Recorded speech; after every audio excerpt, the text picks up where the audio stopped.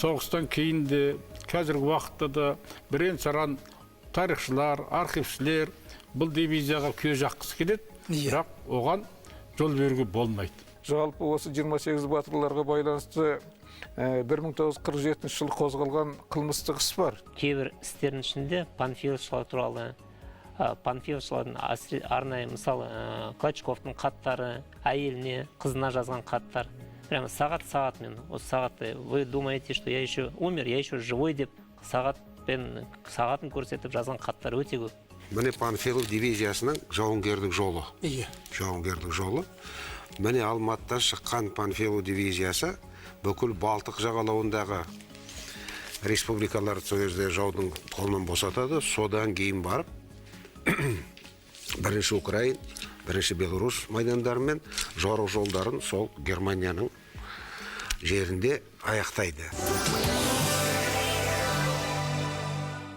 Қадірменді телекөрермендер, биыл Ұлы Отан соғысындағы жеңіске 71 жыл толып отыр.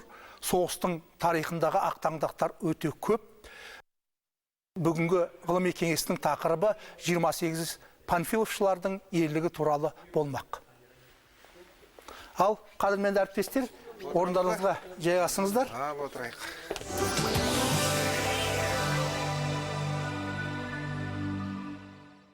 Ал енді осы соғыста қарасаңыздар ерекше ерлік көрсеткен мынау біздің қазақстандықтар, соның ішінде қазақ халқының өкілдері, олар бірнеше дивизияда тіпті мынау Мәскеудің түбінде үлкен ерлікпен шайқасып, үлкен ерлік көрсеткен. Осы бірақ та кейінгі жылдарда тәуелсіздік алғаннан кейін тарихнамада көптеген әңгімелер шыға бастады. Мынау Мәскеу түбіндегі ерлікпен шайқасқан азаматтардың ерлігін де бір шын мәнінде олай болған жоқ.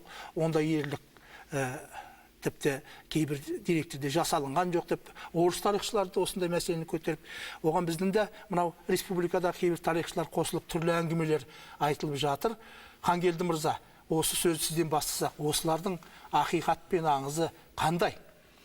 Ақиқатты Панфиловшылар дивизиясы Қазақстанда құрылып, Мәскеу түбіндегі ең бір қауіпті қатерлі күндері соғысқа кірісті.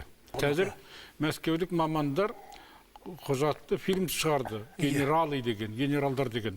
Сол фильмде ашық айтылған Мәскеуді жаудан аман алып қалған Панфилов дивизиясы деп. Бұл сол дивизияға берілген әділ баға. Ақиқаты бұл дивизия құрылды. Дивизияның басында керемет қолбасшы деп айтайық Панфиловтай азамат тұрды. Панфилов сол өзінің даналығымен Момышұлындай, Мәлік Қабдуллиндей, тағы басқа азаматтардай офицерлерді дайындап шығарды. Олар біздің тарихтың тамаша беттерін жазып қалды. Мынау Қайдар мырза, кезінде мынау Комсомольский правданың бір журналисі сол мынау ағы Клочков, комиссар Клочков айтқан сөзді сол айтып, осылай деп айтты деп газетке жазды дегендер әңгімелер шығып жатты. Осындағы шындық қандай? Шын мәнінде бұның бәрі ойдан шығарылған дүние ме? 68 жылдан бері қарай Шоқан Уәлиханов атындағы тарих және этнология институтында қызмет істеймін. Сол жас маман ретінде университеттен кейін мені жұмысқа жіберген кезде сол институтта Ұлы Отан соғысы тарихы деген бөлім болды. Мені сол бөлімге қызметке қабылдады, кіші ғылыми қызметкер болды. Біздің сол кездегі директорымыз, әрі Қазақстан Республикасы ғылым академиясының вице-президенті академик Ақай Нүсіпбеков деген ғұлама тарихшы болатын. Ол Ақай Нүсіпбековтың өзі сол Панфилов дивизиясының жауынгері еді. Политрук болған, жаңағы үлкен майор дәрежесінде қызмет атқарып, соғыстың аяғына дейін ерлікпен соғысқан адам. Кейін сол Панфилов дивизиясының тарихын жазды. Мен Москваның архивтеріне барып, ана қазір бұрын жабық жатқан, қазір ашылған архивтерді қарадым. Соның ішінде жаңағы мынау бүкіл біздің кеңес одағындағы, оның ішінде біздің Қазақстанда жаңағы осы панфиловшыларға қарсы адамдардың айғайлатып жүрген Ресей мемлекеттік архивінің директоры Сергей Мироненко деген кісінің жариялаған 14 беттік документін барып түп нұсқадан өзім қарадым. Ал енді жалпы осы 28 батырларға байланысты 1947 жылы қозғалған қылмыстық іс бар. Себебі олардың ішінде тұтқында болғандар бар деген, өйткені ол сталиндік кезең. Сталиндік жаңағы әлгі қалай деуге болады, енді қырағы тергеушілердің, прокурорлардың бәрінің айтуынша, ондай 28 батыр сияқты атаңызға айналған тарихқа ешқандай дақ түспеу керек. Сондықтан тұтқында болған Добробавин деген жаңағы нелері бар, тағы бірнешеу түскен екен. Сондықтан бұл тарихты алып тастау керек деген сияқты записка болған. Ал бірақ оған жол бермеген екен. 316 атқыштар дивизиясы, Панфилов дивизиясы бағынған 16 армия қолбасшысы сол кезде генерал-лейтенант Рокоссовский екен. Сол штабқа, армияның штабына Красная звезда газетінің тілшісі Виктор Каратеев деген келеді, және Комсомольская правда газетінің тілшісі Владислав Чернышов екеуі. Сол жерде Панфилов дивизиясының комиссары полковник Александр Егоров деген кісіге жолығады. Сонан сұрайды, сіздерде алғы шепте қандай жағдай болып жатыр дегенде, сол айтады, кеше бізге бір донесение келіп түсті алдыңғы шептен. Сонда 30 адам екен, екеуі анау қаншама 50 танкіге қарсы шайқасып, екеуі қорқып қолдарын көтерген, өздері атып тастапты, қалғандары түгел қаза болғанша соғысты ешкімді жіберген жоқ. Ал енді ол тілшілер алғы шепке барып сұрағысы келсе, алғы шепке олар жіберуге болмайды. Ол кезде жаңағы 28 деп жүрген жаңағы панфиловшылардың қаза болған жері жаудың қолына өтіп кеткен екен. Олар кері қайтып редакцияға келеді. Сол кездегі Красная звезда газетінің редакторы генерал-майор Давид Ортенберг, ол ана газетті Вадимов деген фамилиямен қол қойып отырған, шығарып отырған. Соған айтқанда ол айтады, онда біздің күнделікті армияда, әскерде, майданда болып отқан оқиғаларға ерлік үлгілері қажет, жауынгерлерді рухтандыру үшін. Жазыңдар дейді, ертеңіне жаңағы шығады 28 батыр панфиловшылардың ерлігі деп. Өйткені екеуі қол көтерсе, қалған адам 28 деген сияқты. Кейін жаңағы комиссия жұмыс істеген кезде, ол жерде жаңағы бүтіндей рота 120-дан астам адамы бар. Аға лейтенант Павел Гунделович деген командирі болған екен, ол жараланып, жаңағы госпитальға кететті, оның орнына сол ротаның политругі саяси жетекшісі Василий Клочков басшылық жасаған. Ал жаңағы рота бір апта бойы сол жерде соғысқан. Ол жаңағы газетке шыққан материал Михаил Калининнің, сол кездегі жоғарғы кеңестің төрағасы, көзіне түседі. Сол кездегі Қызыл армияның саяси басқармасының бастығы, әрі Совинформбюроның бастығы Александр Щербаков, ол Москва горкомының секретары болады. Солардың көзіне түседі, ақыры Сталинге дейін жетеді. Міне сонан барып, жаңағы осы Панфилов дивизиясындағы осы 28-дің ерлігі солай аталып, таралып кетті. Сондықтан енді бұл ерлік таралғаннан кейін, оған бір айдан кейін келіп, арнайы комиссия, олардың атын атау керек деген мәселе. Және анау батыр атағына ұсынылғанша жарты жылдан астам ол сталиндік кезең. Кез келген адамға Совет одағының батыр атағын бермейді. Оған жаңа НКВД-сі бар, барлығы бар, әлгі ненің ерекше бөлімдері бар, әскердің тексеріс жүргізіп, сөйтіп барып 42 жылы анау июль айында, шілде айында указ шығады 28 адамға батыр атағын берді. Ал енді оның жаңағы ішінде өзі 6 адам тірі қалған екен. Біреуі Натаров деген бір күннен кейін қайтыс болған, жаңағы сөзді Клочков айтты деп, жаңағы сол басқаларға айтқан сол Натаров. Ал енді қалғандары жаңағы, мысалы Добробавин деген сол жердегі сержант, қызық адамдардың тағдыры. Жараланып дейді, мен есі түсті, жаңағы немістердің қолына тұтқынға түстім дейді. Кейін тергеуде 47 жыл тергеу болған. Сонан жаңағы мен дейді сол тұтқыннан қашып шықтым да, өзімнің дейді жаудың тылымен жүріп отырып, ешқайда жаңағы қолға түспей, Харьков облысындағы өзінің селосына барады, туған. Сол жерде ағасының үйінде тұрады. Сонан кейін жергілікті жаңағы сол селодағы немістердің комендатурасына полицей болып қызмет істейді. Әрбірден кейін жақсы қызмет үшін полицейлік участоктың бастығы болады. Жаңағы селоның, ауданның адамдарын Германияға тұтқынға жұмысқа айдауға қатынасады белсене. Харьков облысын жаңа азат етуге келген Қызыл Совет армиясы келген кезде жергілікті тұрғындар айтады, мынау жайт мінекей немістерге көмектескен адам. Полицей болған. Оны тұтқынға алады, ол тұтқыннан қашып шығып, қайтадан немістермен батысқа қарай қашады. 3-4 айдан кейін Қызыл армия қайтадан қуып жетіп сол жерлерді азат еткен кезде бұл қайтадан жаңағы кеңес армиясының қолына түседі, тексереді. Ол кезде қызыл армия үнемі шабуылда, оған адам күші керек. Сонда айтады, жарайды, бұл полицей болса, анау майданда өзінің қылмысын ерлікпен соғысып жаңағы ақтасын. Соғыс біткеннен кейін бәрін тексереміз жаңағы. Сөйтіп ол жаңағы Германияға дейін барады, бұл даңқ деген орден алады.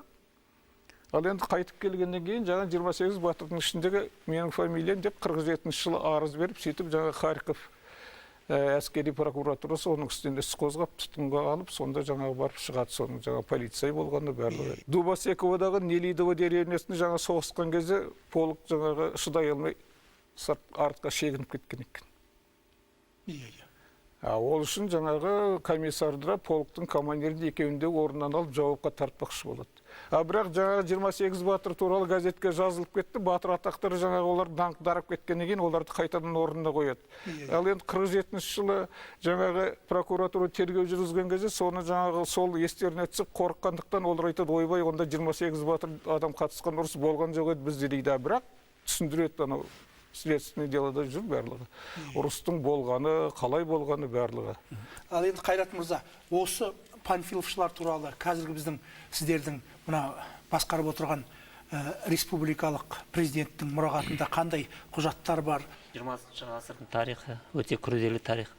Қазақстанның коммунистік партияның орталық комитетінің 708 қорында үлкен қор, сұранысқа өте ие жоғары, үнемі зерттеушілер осы қормен жұмыс істейді.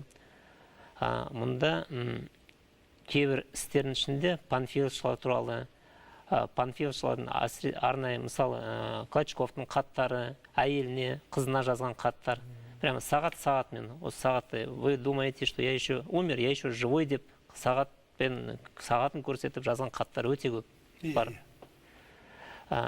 Сол кезде газет беттерінде шыққан материалдардың түпнұсқалары, Панфилов өзі қайтыс болғанда некрологтар, сол Скворцовтың атына жазған хаттар, солдаттардың хаттары, ұсыныстары дейік, барлығы біздің мұрағатта сақталды. Архивке түскен құжатты зерттеушілер, тарихшылар, деректанушылар алдымен деректанушылық сындан өткізеді. Мысалы, тек қана бір деректі тапты, сол деректі, сол құжат арқылы сенсация жасау, мұны халыққа басқа жағынан паш етіп көрсету, бұл кішкене дұрыс емес. Мысалы, Қайдар Сембаевичтың асығыстық, мен толық қосыламын. Бұл кісі жан-жақты зерттеп, осындай ерлік болған екендігін шын мәнінде өзінің зерттеуінде, мақалаларында барлығын дәлелдеді.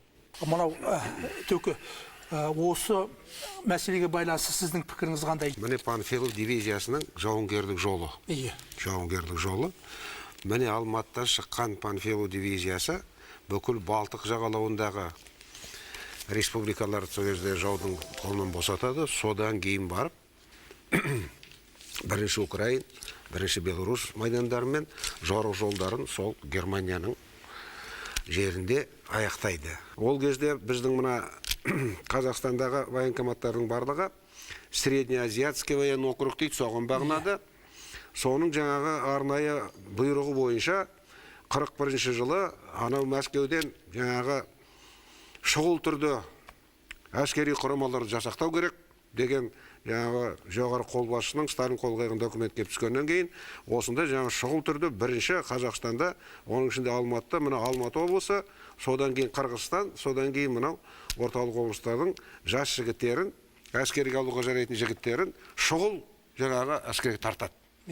Міне осы кезден бастап Панфилов дивизиясы тарихы басталады. Бір полкі Талғарда тұрады. Талғарский полк деп атаған, тарихта қалды Талғарский полк деп.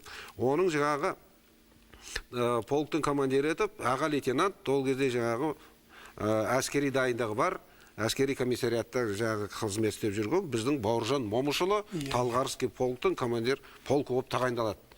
Панфилов дивизиясы майданға аттанады. Майданға аттанып жаңағы Москваның түбіндегі шайқасқа апарып салады. Доналдыш армияның бас қолбасшысы Константин Константинович Рокоссовский дейтін болады. Ол кезде генерал-лейтенант. Жаңа соның құрамына генерал Панфилов келіп қосылады өзінің дивизиясымен. Қазақстаннан келген көпұлтты дивизия болып келеді бұл. Міне осы кезде жаңағы Москваның түбінде 40 50, кейбір шептерде 30-20 шақырым Москва, неміс фашист әскерлері Москваны жан жақтан құрсауға алып тұрады. Енді міне осы кезде Панфилов дивизиясы асқан ерлік көрсетеді. Жеңістің қайнар үш көзі болды. Бірінші, майдандағы жауынгерлердің ерлігі. Екінші, тыл мен майданның берік, мызғымас берік бірлігі. Үшінші, әрбір жаңағы жауынгердің қажымас қайрат ерлігі. Міне осы үш жаңағы жеңістің қайнар көзі. Енді бүгінгі міне тарихта қайта қарап жатырмыз. Мәскеудегі тарихшыларымыздың, оның ішінде жаңағы кейбір публицистер бұны бұрмалап, жоқ, бұл легенда, Панфиловтар ерлік жасаған жоқ деп жаңағы әңгіме көтеріп, соңғы кезде журналистері, жазушылары осындай материалдар қылаң беріп қалды. Бұған қарсы сол кезде Ресейдің қорғаныс министрі болған генерал маршал, Кеңес одағының маршалы Язов Правда газетінде үлкен мақала жазды. Білесіз, Язовтың мақаласы шықты. Не дадим фальсификацию истории Великой Отечественной войны, истории подвиг панфиловцев. 28 героев сделали подвиг легендарный. Это никто в истории не вычеркнет деп Правда газетінің мақала шықты. Соңғы кезде мен бір газеттен байқап қалдым. Әңгіме шығып жатыр. Бұны Алматыдағы 28 гвардияшыл панфиловшылар тұрған саябақты атын өзгертейік деген мәселе шығып жатыр. Мына саябақтың панфиловшылар атына атын өзгертейік. Бұл, кешіріңіздер, бұл тарихқа қиянат болады. Жалпы Панфилов дивизияға соғыс кезінде 8 шақырым майдан шебін беру керек. Бұлар 30 шақырым шепті ұстап тұрған ғой. Бұларға қарсы немістің 3 дивизиясы тұрған ғой бұлай. Міне сондықтан бұл ерлікті жоққа шығару деген бұл ұрпақ алдында сол адамдар ұят болады. Мынау панфиловтардың ерлігі болсын, басқа ерлік болсын, бұл көзсіз ерлік емес. Ол жауынгерлер идея үшін күрескен жауынгерлер. Ол жауынгерлердің рухы, жан дүниесі өте биік болды. Қараңыз, сол Панфилов дивизиясында Төлеген Тоқтаровтың өліміне байланысты Жас қазақ деген ән дүниеге кетті. Егер сол полкта, сол дивизияда әскер арасында үлкен рух болмаса, үлкен идеялық бір сенім болмаса, анандай дүние жарық шықпас еді. Сосын соғыс жылдарында, соғыс жүріп атқанда Бауыржан Момышұлы Мұхтар Әуезовтің Абай жолы туралы кітабын оқып жатыр. Алматыдағы басшыларға хат жазып жатыр қазақ тілі туралы. Ал енді Мәлік Ғабдуллин күнделігін жазып жүр. Демек, біздің бір мәселені ескеруіміз керек. Соғыстағы ерлік тек автоматпен алып жауды қыра берді деген сөз болмау керек. Олардың, сол жауынгердің жан дүниесі, идеялық сенімі, идеялық беріктігі қандай деңгейде болды, осы жағына назар аударуымыз керек. Болашаққа, қазақ халқының болашағына деген үлкен сенім болды ғой. Ол жерде қазақ халқының болашағына да, Кеңестер одағының болашағына да бұлардың қалтқысыз, қылаусыз сенгенінде жатыр. Бұл әлгі жай ғана соғыс емес, бұл идеялық соғыс болады. Бұлар коммунистік идеяға өте берілді ғой. Идеялық соғыс болады. Адам кәсіби ерлік жасауы мүмкін. Ал адам идеялық ерлік жасауы мүмкін. Мына 28-дің де, жалпы Ұлы Отан соғысындағы жауынгерлердің де ерлігіне біз үлкен масштабпен қарауымыз керек. Ол адамзатты құтқарып қалған ерлік. Қадірменді көрермендер, сіздер ғылыми кеңес бағдарламасынан Панфилов дивизиясының ерлігі туралы аңыз бен ақиқат деген хабарды көріп отырсыздар. Осы хабарға байланысты біздің көрермендер блиц сұрақтар қойған екен, соған назар аударайық. 316-шы атқыштар дивизиясының құрамында қанша қазақ болды? Дивизияда соғыс кезіндегі тәртіп бойынша 12 мың адам болады дивизияда. Бригада дегенде 6 мың адам болады. Панфилов дивизиясы 12 мың адаммен кетті. Оның мына сол кездегі деректермен қарап отырсақ, 62% қарагөз қазақ жігіттер болды. Қалғандары орыс, тағдыр жартыдан астам қазақ жігіттер болды. Мынау Москва шайқасы енді 41 жылы күзде басталды дедік. Оның жаңағы қорғаныс кезеңі, анау декабрь жаңа желтоқсанға дейін, онан кейін жаңағы шабуыл кезеңі 42 жылдың 20 сәуіріне дейін созылған екен. Екі жақтан 2 миллионнан астам адам ұрысқа қатынасыпты. Сонда Рокоссовский өзінің несінде жазады, 16-шы армияның қолбасшысы, сол армияның құрамына Ақтөбеде құрылған 312-ші атқыштар дивизиясы келіп ұрысқа кірді дейді. 2 айға жетпейді, 1,5 ай ұрысқа қатынасты, ерлікпен шайқасып, жауды жіберген жоқ дейді, Тула мен Москваның арасында. Енді оны біз толықтыруға, кері алып шығуға мәжбүр болдық. Сонда жаңағы 12 мың адамнан дейді, 147 адам ғана қалыпты дейді. Бірақ ана дивизия өзінің туын, штабын бәрін сақтап қалған. Ал енді сол жаңағы Ақтөбеде құрылған дивизияға, мысалы Қызылорданың, Қостанайдың, Ақтөбенің жаңағы қазақтары шақырылды. Семей жағына, мысалы Шығыс Қазақстанның әрқайсысында соның жарысына жуық құрамында қазақ бар. Жалпы енді Ұлы Отан соғысына қатысқан қазақтардың үлес салмағы да 1 миллион 200 мың қазақстандық қатысса, соның бір 450 мыңы тікелей қазақ болған деген қазақтар. Дұрыс айтасыз. Мысалы Ұлы Отан соғысы кезінде Сталиннің өзі қол қойған директиві бар. Майданда 120 фашисті көзін жойған мерген Кеңес одағының батыр атағы берілсін деген. Ал дұрыс. Ал енді міне осы Панфилов дивизиясында міне Төлеуғали Әбдібеков дейтін мерген болған. Төлеуғали Әбдібеков бұл Панфилов дивизиясының мергені 397 фашистің көзін жойған. Батыр атағы берілген жоқ. Неге? Бұған енді бір себеп. Бұл жаңағы ақкөңіл қазақпыз ғой. Жаңағы үлкен награда ұсынылғанда өзінің қолына жазған личный листок толтырған. Сонда жаңағы сведения о родителях деген кезде были репрессированы деген графасында. Да, деда мой был репрессирован 37 году жазып қойды. Сонда ана документтің бұрыштамасында сын врага народа не может быть героем Советского Союза. Бұл бір. Енді екінші міне. Халық қаһарманы Панфилов дивизиясы. Халық қаһарманы атағына лайық. Ұлы Отан соғысының ардагері Панфиловшы Аманша Меңдіғалиев кезінде ескерілмей қалған. Панфилов дивизиясының 175-ші жаңа осы міне полктың жауынгері, бірақ артиллерия дивизионында болған. Алматыдан жаңа Прибалтика Германия жеріне барған бұл артиллерист болып, міне наградной лесі достоин присвоения звания Героя Советского Союза дейді. Берілмеген. Бұл кісінің документтері барлығы міне Алматыны Панфилов паркінің жанындағы музейде, Панфилов музейінде бір стенкі осының ерлігі жазылып тұр. Енді үшінші қысқаша айтайық, міне мынау Балтабек Жетпісбаев дейтін ағамыз. Прибалтиканың Австрияға дейін жетеді, бұл артиллерия полкының командирі болып соғысты аяқтайды. Амына неге қайтып келеді. Келгеннен кейін жаңағы осы республиканың дасафында қарапайым жұмыс істеп жүреді. Бірақ енді мына Бауыржан Момышұлы бұның ерлігін біледі, ұсынылғанын біледі. Бұл кісі Совет одағы батыр атағы ұсынылған екен. Міне осы документ құжат барып Москваға түседі. Бұл жаңағы сол кездегі ЦК-ның бюросында қаралып, анда кетеді. Сонда документ қаралып жатқанда Брежневтің алдына қысқаша айтып отырмыз. Брежневтің алдына түскенде айтады: достоин, не надо вспоминать историю Великой Отечественной войны. Он получил награду, достаточно деп қағаз лақтырып жүреді. Міне көзқарас. Балтабек Жетпісбаев кезінде біздің институтқа жаңа Отан соғысы бөліміне жиі келетін. Мынау соғыстың жазған естелігі. Мен қаншама жаздым. Ал енді бұл кісінің жаңа бір ерекшелігі, жаңағы 28 гвардияшы панфиловшылар шыққан полктың комсомол комитетінің хатшысы. Сол комсомол. Өзінің жаңағы майдангерлерінің барлығы айтады, батальонный Балтабек деп атап кеткен екен, Севолгиялық шепті жауынгерлердің арасында жүрді. Ерлігі керемет жаңа бұл кісінің жасаған батыр атағын, бірақ алған жоқ. 8-ші гвардиялық Панфилов дивизиясының сұрапыл сонау Ұлы Отан соғысы жылдарында тағдырын, ерлік жолдарын қазіргі таңда жастарымызға насихаттайтын ғылым жолындағы мақалалар, еңбектер, ғалымдар бар ма?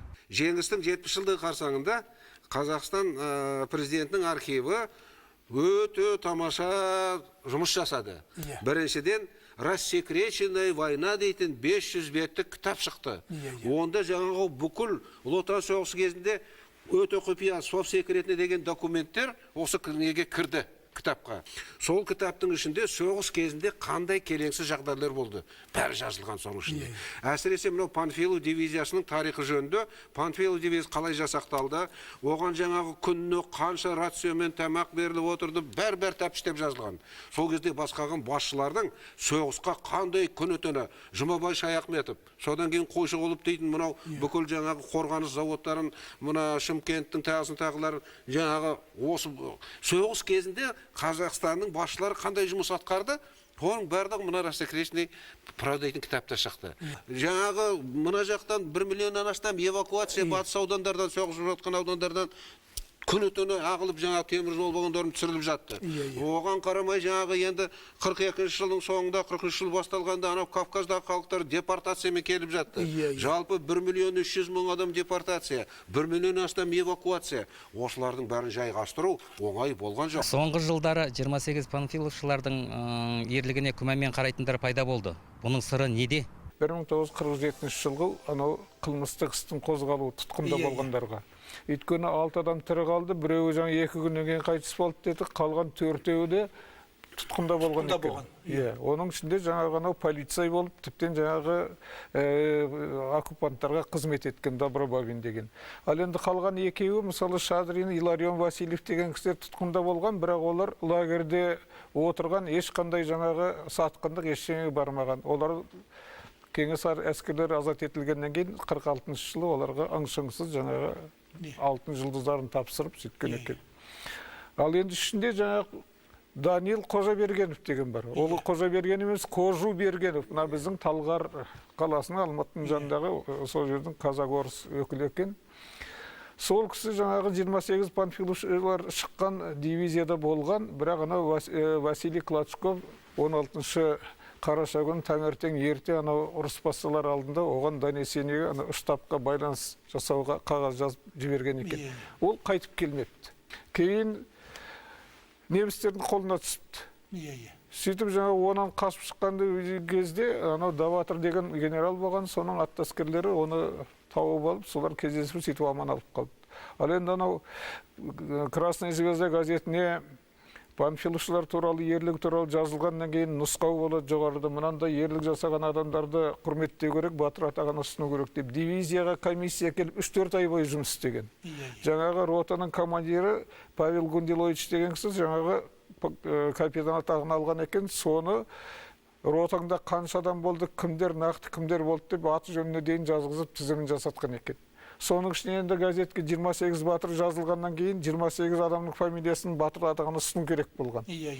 Сол жаңағы Даниил Қожабергенов те ол ротада болған.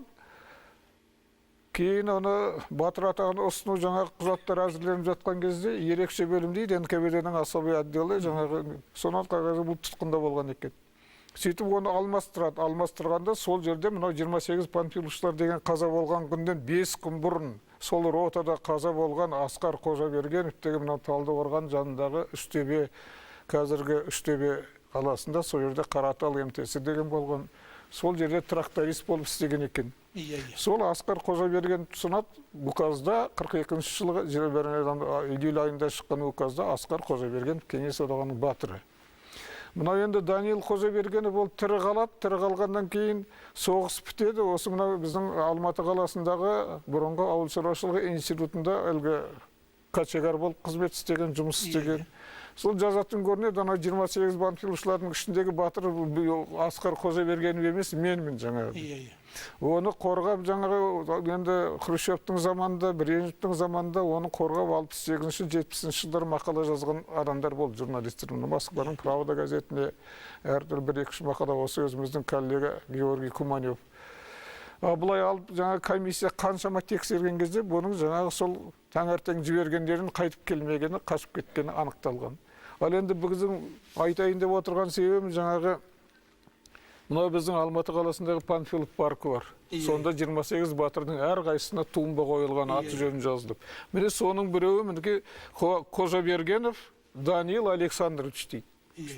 Жазылып тұр солай. Солай жазылып тұр, мен әдейі түсіріп алған. Ал енді шын мәнінде 42 жылғы шыққан Кеңес одағының анау батыр атағын беру туралы указының күшін ешкім жойған жоқ. Ал көлденен келген мұны Асқардың артында жоқтайтын адам жоқ. Себебі ол 30-шы жылдарға ашаршылық кезінде жетім қалған екен. Міне сол мәселе жаңа айналдырып келіп, мынау Даниил Қожабергеновтердің таласуына тудырады. Бүгінгі осы соңғы жылдар тудырған түрлі әңгімеге себеп болады. Паркте Добробавиннің де естеш тастырған жоқ бұл жерде. Добробавинге жоқ ол жерде. Жоқ па? Жоқ. Оны алып тастады ғой. Өйткені Добробавинде 47-ші жылы, 48-ші жылы Кеңес одағының жоғарғы кеңесі жаңағы батыр атағын ресми түрде алып тастады. Ал енді сонда жаңа әділетті қалпына келтіру керек. Мына мысалы Асқар Қожабергенов мені батыр атаны ұсыныңдар деп ешқашан ол өзі сұраған жоқ. Ерлікпен қаза болды. Анау Нелидово деревнясында мен өзім болдым. Волоколамскінің жаңағы Дубосекова разъездің жанындағы неде брат әлгі бауырластар зиратында сол жерде жерленген мынау Асқар Қожабергенов қаза тауып.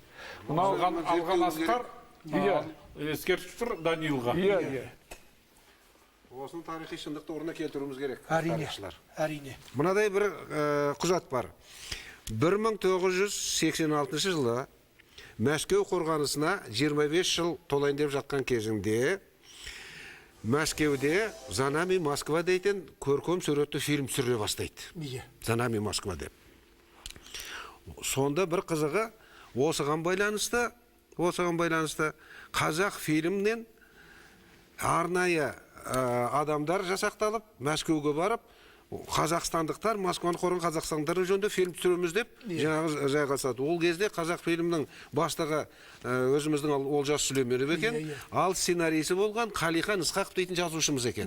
Қалихан Ысқақов жаңағы оның алдында Москвада сценарий курс бітірген, режиссер дайындығы бар. Онда бұлар Москваға шақырылады. Сонда келсе, оларға айтады, біз міне «Занами Москва» дейтін фильм түсірдік, біз Рокоссовскийді шақырып отырмыз, бірінші көрініс, сіздер де қатысыңыздар дейді. Ана фильмді көрсеткенде «Занами Москвада» Москваны қорған ополченецтер болып шығады.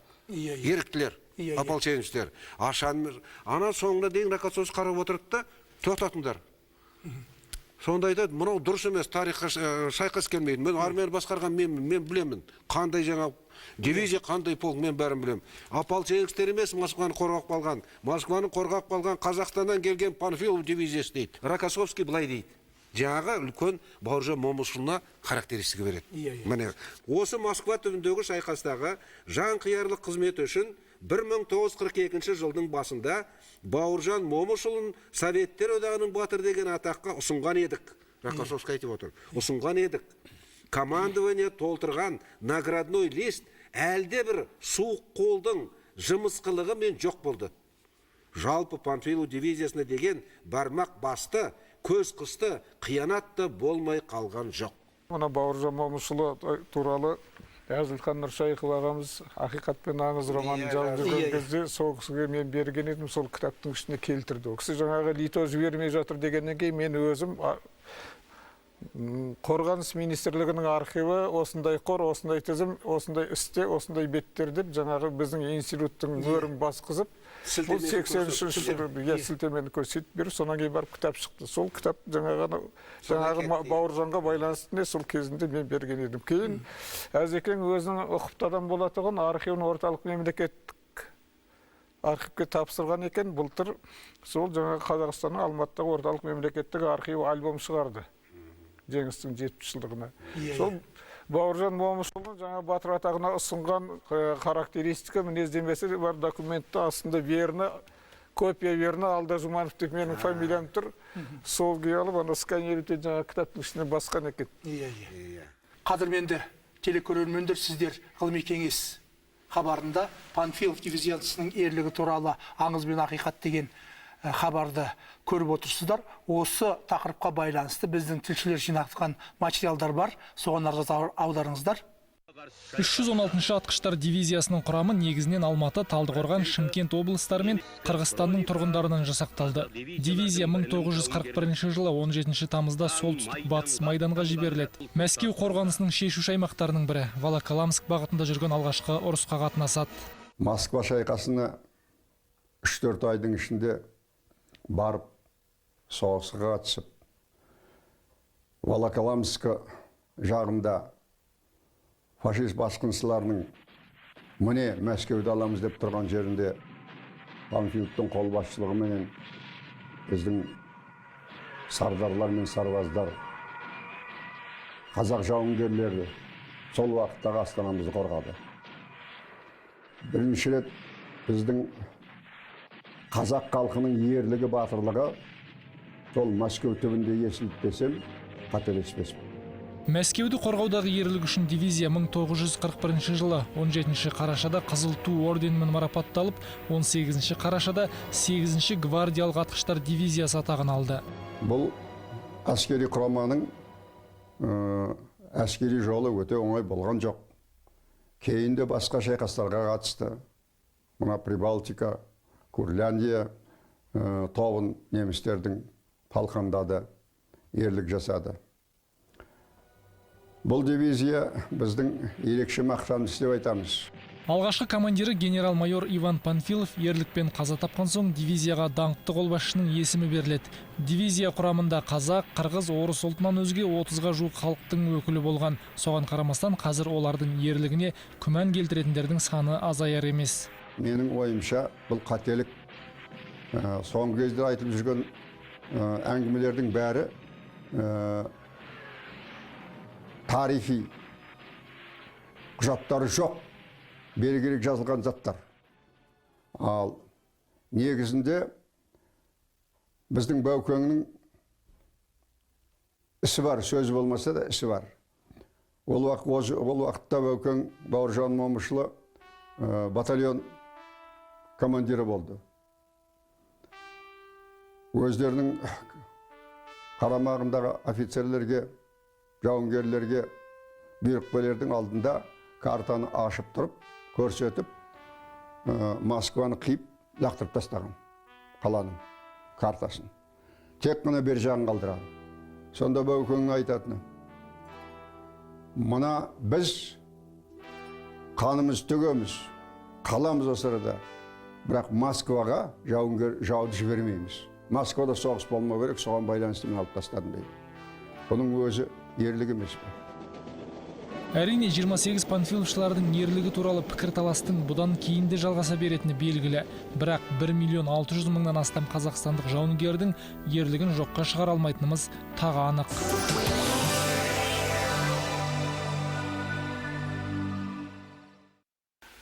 Ал енді қадірменді әріптестер, әрине Ұлы Отан соғысы тақырыбы өте үлкен тақырып. Онда Ұлы Отан соғысының тарихын тақтаңдақтар өте көп.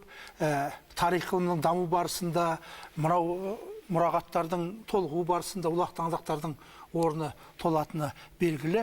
Осы бүгінгі әңгімемізді қорытындыласақ, Қайрат мырза, сізден бастасақ. Қазіргі күнде бүкіл архивтегі материалдар барлығы қолжетімді зерттеушілерге. Сол себеппен жан-жақты тек қана статистикалық көрсеткіштер емес, адами факторларды зерттеу, күнделікті тарихты зерттеу деген мәселелерге зерттеушілер тарихи деректер арқылы, архивте сақталу жазба деректер арқылы зерттеп өз пікірлерін айта алады. Біріншіден, Ұлы Отан соғысының тарихы кешегі Кеңестер одағының, бүгінгі тәуелсіз мемлекеттер достастығының тарихында алтын әріппен жазылып қалған тарихи мәселе. Бұны біздің ұрпақ қана емес, бізден кейінгі ұрпақ әрмен қарай зерттей береді. Бұл қандай жаңағы әлеуметтік жағдайдағы мемлекет болмасын, өз асқақ рухқа, отанды сүюге, патриотизмдік сезімді әрмен қарай тереңдетуге Ұлы Отан соғысының тарихы әр уақытта керек, сондықтан зерттей беруіміз керек. Рахмет. Қайдарымызда? Бұл енді кеңестік кезеңде жалпы соғыс тарихын, соғыс кезінің қиыншылықтарын, оның көлеңкелі проблемаларын жазуға, зерттеуге тиым салынған болатын. Мына 90-шы жылдардан бері қарай біз осы өткен соғыс тарихының айтылмай келген ақтаңдақтары, әсіресе анау еңбек армиясы туралы, соғыс кезіндегі қуғын сүргін, соғыстың тұтқындары, яғни қазақ жауынгерлері, мысалы майданның арғы бетінде деген сияқты проблемалар. Осындай мәселелерге назар аударып жұмыс істеп жатырмыз. Бұл әрине шексіз нәрсе, сондықтан соғыс тарихы ерлігімен де, көлеңкелі жақтарымен де бүгінгі ұрпаққа тарих тағылымы ретінде қызмет ету керек. 28 батырдың бізге қалдырған аманаты ол енді соғыс болмау керек. Енді біз мәңгі ел құрамыз деп жатырмыз, оның түйіні өмір үшін күресу керек, бейбітшілік үшін күресу керек. Міне біздің алып шыққан қорытындымыз осыма деп ойлаймын соғыстан. Рахмет. Қадірменді әріптестер, шын мәнінде Ұлы Отан соғысының тарихы ол үлкен тарих. Ұлы Отан соғысының сабақтары біздің халыққа, жас ұрпаққа қазақстандық патриотизмнің, отан сүйгіштіктің ұлы үлгісі болып қала береді деген тілекпен хабарымызды аяқтаймыз. Назар салып тыңдағандарыңызға рахмет. Сау саламат болыңыздар.